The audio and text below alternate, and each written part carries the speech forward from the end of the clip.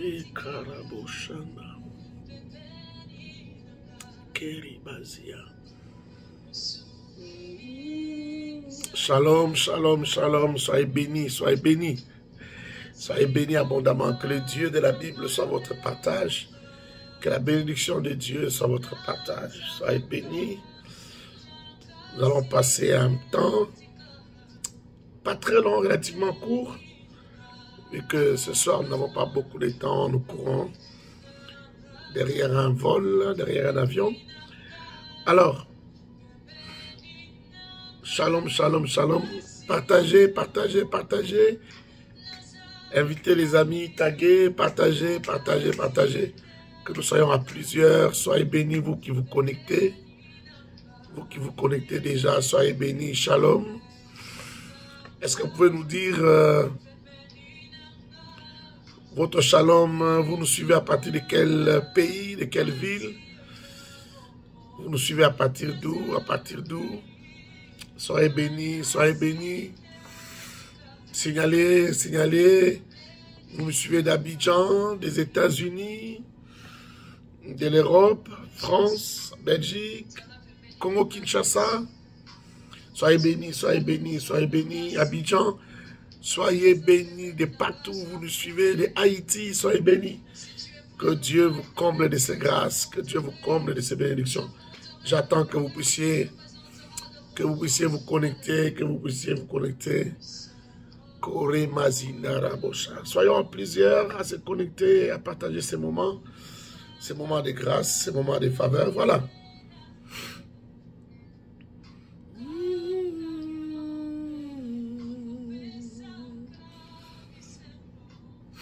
Voilà, nous allons continuer là où nous sommes arrêtés hier.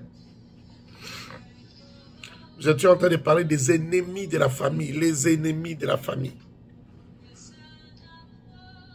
Les ennemis de la famille. Hier, nous avons parlé de l'anarchie. Comme premier ennemi de la famille, nous avons parlé de l'anarchie. Là où il y a de l'anarchie, l'homme n'est pas à sa place, la femme n'est pas à sa place.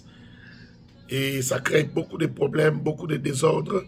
Nous en avons parlé hier. Vous pouvez voir notre direct d'hier. Avec notre direct d'hier, vous aurez des idées très bien fixes, bien claires là-dessus. L'homme quittera son père et sa mère et s'attachera à sa femme. Ils deviendront une seule chair. Marie, aimez vos femmes comme Christ a aimé l'Église. Femmes, soyez soumises à vos maris. On a vu tout ça hier, on est entré en profondeur. Aujourd'hui, je vais parler d'un seul point et nous allons continuer le jour suivant. Demain donc. Aujourd'hui, je vais vous parler de la sexualité irresponsable. Ça, c'est l'un des grands ennemis de la famille. La sexualité irresponsable. La mauvaise gestion de sa sexualité. La mauvaise gestion du sexe. Ça détruit les familles, ça combat les familles, ça détruit tout, ça ravage tout. Et ça crée beaucoup de problèmes. Ça met en difficulté l'avenir des enfants, la destinée des enfants, la destinée, je dirais même des nations. Ça met en difficulté la destinée de toute une nation. La sexualité irresponsable. Donc nous prenons note, la sexualité irresponsable, c'est notre deuxième point, notre deuxième ennemi. Nous allons prendre la Bible, nous allons lire dans Genèse chapitre 16. Genèse 16. Genèse 16. Nous lisons à partir du verset 1. Sarai, femme d'Abraham, ou d'Abram, à l'époque il ne s'appelait pas encore Abraham. Dieu n'avait pas encore ajouté les H au milieu de son nom. Sarai, femme d'Abraham, ne lui avait point donné d'enfant. Elle avait une servante égyptienne nommée Agar. Et Sarai dit à Abraham, « Voici l'Éternel m'a rendu stérile. Viens, je t'ai pris vers ma servante. Peut-être aurai-je par elle des enfants. » Abraham écouta la voix de Sarai. C'est l'erreur qu'Abraham a commis. a commis. Et pourtant, Dieu lui avait promis un fils, un descendant, un héritier. Malgré cela, il écouta la voix de Saraï.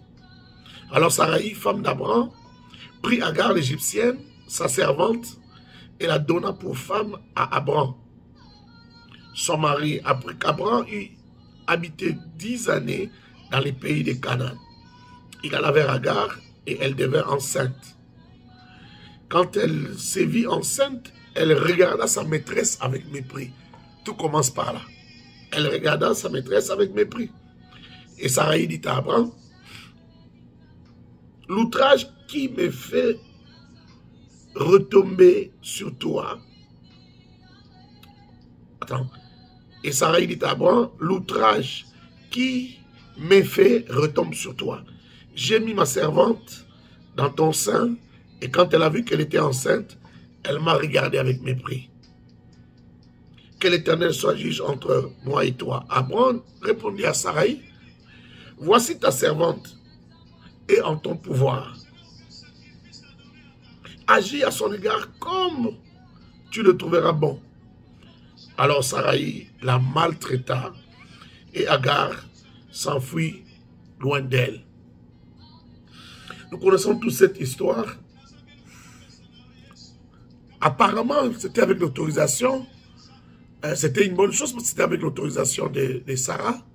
Saraï autorise à son mari donc de prendre sa servante parce que ça fait des années qu'ils attendent la promesse, l'accomplissement de la promesse de Dieu. Et cette promesse tarde. Alors, Saraï a la mauvaise idée ou la bonne idée, ça dépend à quel moment on comprend que c'est mauvais, d'aller avec sa servante. Elle donne donc sa servante Agar à Abraham. Abraham la met enceinte et Agar change à l'égard de sa maîtresse Saraï. Finalement, Saraï chasse Agar. La suite de l'histoire, c'est que finalement, l'ange de l'Éternel va se révéler à Agar. Agar va revenir s'humilier auprès de Saraï. Elle va enfanter sur le cuisse de Saraï. C'est comme si il y a réconciliation, les choses vont bien. Mais 13 ans plus tard, Saraï va tomber enceinte. En ce moment-là, elle s'appelait déjà Sarah. Elle va tomber enceinte. Et lorsqu'elle tombe enceinte, elle a son fils Isaac. Et là, il y a encore un problème, un conflit. Ismaël, fils d'Agar, qui se moque d'Isaac. Et finalement, ils sont chassés de la maison d'Abraham. Ils vont vivre dans le désert. Quelques années plus tard, Sarah va mourir. Abraham va prendre Ketura comme épouse. Il va faire des enfants avec Ketura. Parmi ses enfants, il y a Madian et d'autres enfants, 5 fils, sans compter les filles. Et Abraham va encore aller avec des concubines. On n'en parle pas souvent. Ce qui s'est passé dans la vie d'Abraham, c'est qu'Abraham a épousé Ketura après, et Abraham a eu encore des concubines. Malgré tous les efforts qu'Abraham a fait, il a partagé, il a pris son héritage, il a donné à son fils Isaac, et il a fait des cadeaux à tous les enfants, à tous les fils de Ketura. Il a fait des cadeaux aux enfants, aux fils qu'il a eu avec des concubines. Ces enfants, on ne les cite même pas ici. Mais vous allez voir que par la suite des temps, Israël, qui est fils d'Abraham, Israël, fils d'Isaac, va avoir des problèmes, va avoir même à livrer des guerres avec d'autres fils d'Abraham. Les Madianites qui ont fait souffrir Israël étaient l'un des fils d'Abraham. Vous voyez la sexualité irresponsable là où ça nous amène. Des guerres pour l'héritage, des guerres pour... Quand je parle de l'héritage ici, Israël devait reconquérir Canaan, revenir sur Canaan. C'était la promesse de Dieu pour Israël. Mais Israël va être confronté à des grands problèmes. Ses propres frères, ses demi-frères, Madian, quand vous remontez jusqu'à Abraham, ce sont ses demi-frères. Mais ses demi-frères vont les faire souffrir. Israël va pleurer à l'Éternel à chaque fois que Israël se méconduisait. C'était ses propres frères que Dieu utilisait comme punition contre Israël. La sexualité irresponsable détruit la famille. Je le disais hier, plus de 70%, plus de 70% des problèmes que nous rencontrons même dans les églises sont des problèmes qui sont d'origine sexuelle. C'est la sexualité des papas, la sexualité des mamans qui entraîne certains problèmes des enfants qui grandissent avec les grands-mères, des enfants qui grandissent chez l'oncle, chez la tante. Choukarabamos. Tous ces problèmes-là viennent d'où? De la sexualité. Et c'est ça qui fait que parfois l'enfant est mal éduqué, n'est pas très bien éduqué. Parce qu'un enfant qui ne grandit pas avec son père et sa mère ne sera pas très bien éduqué. Il y aura toujours un déséquilibre, excusez-moi de le dire, mais il y aura toujours un déséquilibre. Soit il y aura des blessures intérieures. Psychiquement, l'enfant ne sera pas très bien équilibré. Et cet enfant doit se rechercher, doit rechercher l'équilibre, soit dans la parole de Dieu, soit à l'église, soit dans une communauté, rechercher un certain équilibre qu'il n'a pas eu en famille. Et cet équilibre-là peut faire même que l'enfant ne se sente pas assez aimé, ne se sente pas assez aimé. Parce qu'un enfant, pour qu'il soit mentalement bien équilibré, il doit grandir avec son père et sa mère. Alors la sexualité irresponsable crée beaucoup de problèmes.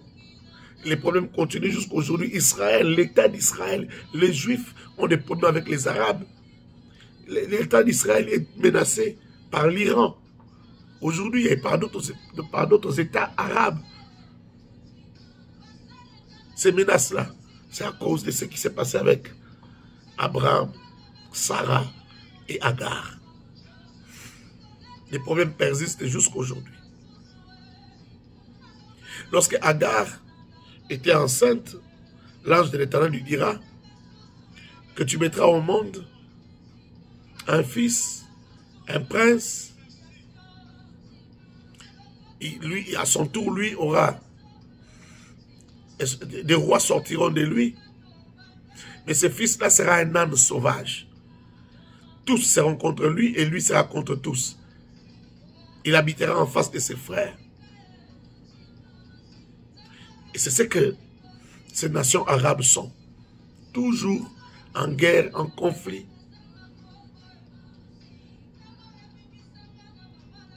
Les terrorismes, des bombes qui sont placées par-ci, par-là.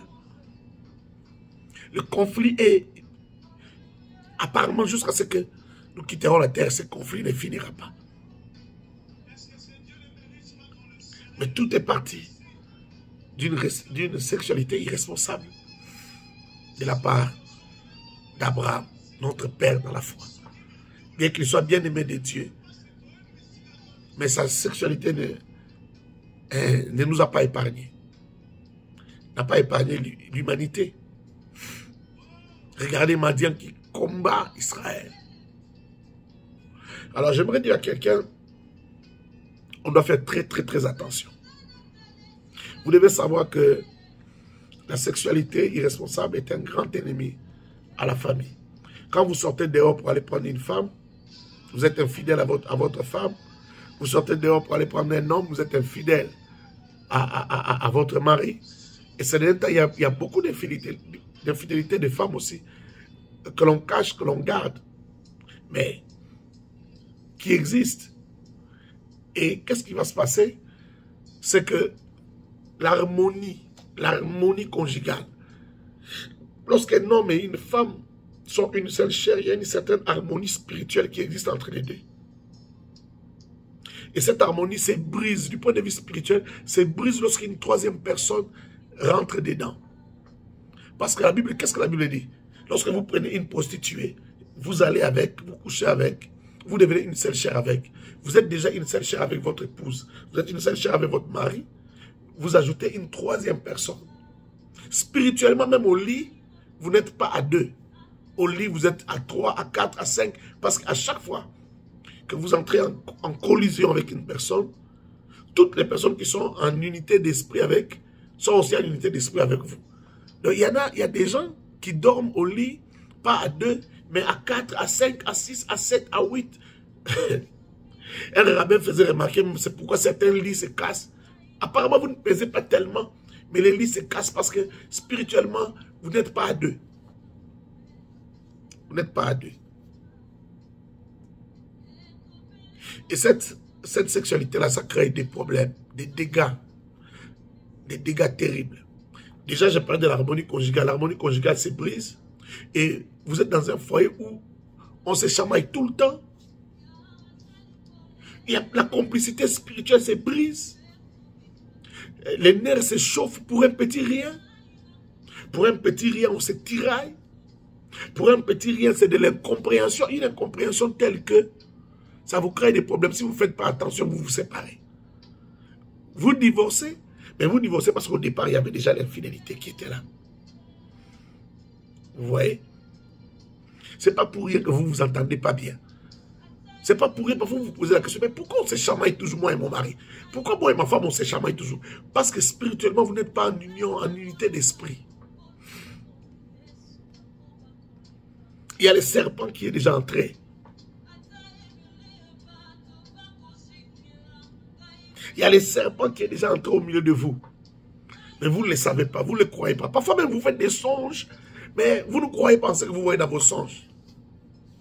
Ah, oh non, je connais mon mari, lui ne peut pas faire ça. Oh, je connais ma femme, ah non, non, non, elle ne peut pas faire ça. Et pourtant, Dieu vous montre, en fait, surtout la femme, elle est tellement sensible à l'esprit qu'elle va voir des choses. Mais quand elle n'a pas encore attrapé son mari, elle ne croit pas. Il faut vous asseoir, il faut dialoguer. Vous savez, le dialogue est un grand remède. Vous devez dialoguer, vous devez élaguer, chasser certaines choses. Vous devez les chasser de votre